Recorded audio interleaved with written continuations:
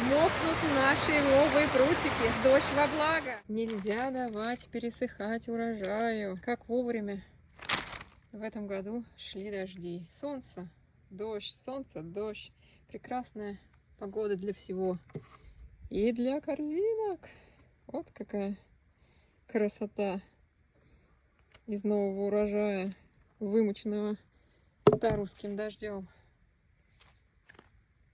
Красота. Новая корзиночка.